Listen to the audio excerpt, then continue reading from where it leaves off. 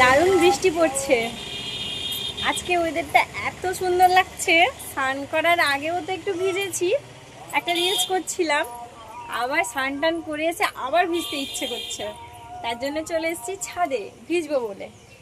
আর আমার গাছে কত সুন্দর সুন্দর ফুল হয়েছে দেখো, একবার দেখো তোমরা, মন ভরে যাবে।